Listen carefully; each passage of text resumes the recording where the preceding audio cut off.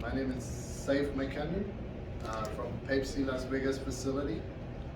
I'm just gonna talk about what the components are for Alberto, uh, and I'm gonna show you how to install them and remove them uh, from the motor and gearbox uh, assembly.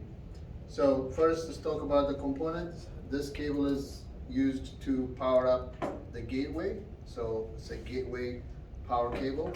This is an NRA cable. It goes to here on the internet ports.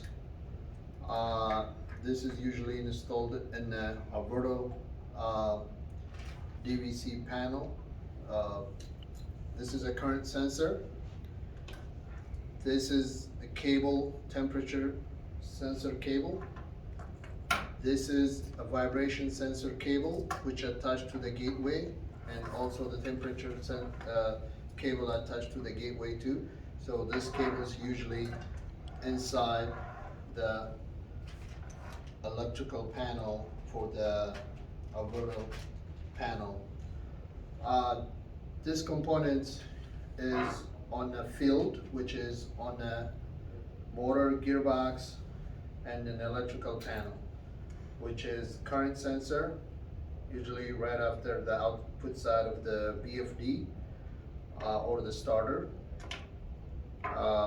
This is called the pucks, or I call it the base plate, where you mount the sensor, the vibration sensor, which is, this is a vibration sensor. There is two different kind of base plates. One has round surface, which is work pretty good on the round housings, and this is usually, it works well on a flat surface like gearbox, motors. So the larger surface area, the contact with the super glue, the better it's gonna hold on the machine. And this is a temperature sensor. Also, it goes on the motor, usually installed on the motor fins, on the cooling fins. It just glued on. We got torque wrench, and the torque wrench is used for when you mount this vibration sensor to the plate usually glued on the surface, and the vibration sensor get bolted on here on the plate. So that torque wrench is, you use it to torque the bolt to 9 Newton meter. We use, not right here, but we use the super glue. We use Loctite 326, and we have this primer just to clean the surface. But super glue works well, and also the cure time is slightly longer, but the Loctite 326 also works well.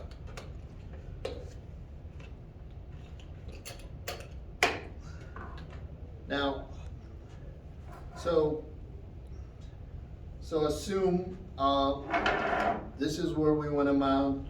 This is a gearbox surface or the motor surface. So we're going to mount this vibration sensor to here. So usually the motor surface or the gearbox surface has a paint.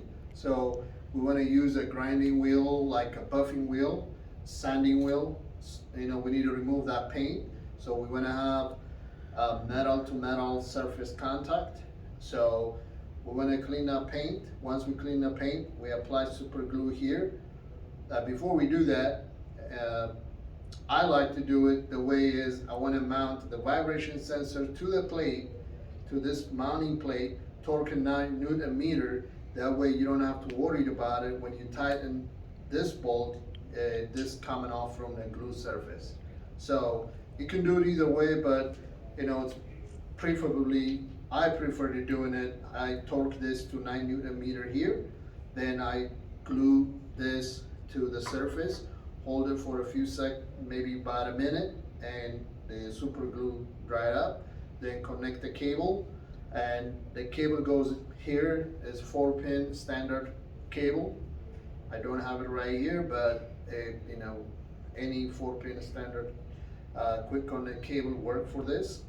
Um, and that's it. So if you want to remove it, it's pretty easy. You grab a flat screwdriver and disconnect the sensor and unbolt the sensor, and you got flat screwdriver and just tap it. This get removed.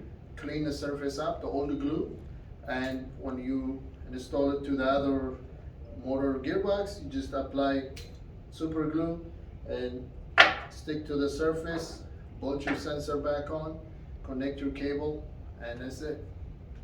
And that's how you remove and install the sensor. As far as the gateway goes, this is a gateway. All the vibration sensor, the temperature sensor, and the current sensor cable ran into that Verto panel. So each gateway has, you can hook 2 vibration sensor, 1 temperature, and 2 current sensor can go to 1 gateway. So you got the vibration sensor in the middle, the 2 of them, current sensor 1 here and 1 here. You got 1 temperature sensor. You got the power to power the gateway, 24 volt DC, and you got internet cable goes to hook to the network. And that way we'll have a remote access to the for everything to collect the data. There is a reset button for the gateway in case of the, if you want to reset the gateway, that's your reset button. The power light, if you have 24 volt, go to the gateway. This will be red light, will be lit up all the time. This is the health indicator, which is usually green. So it should be green. So these are the cable hooked to gateway.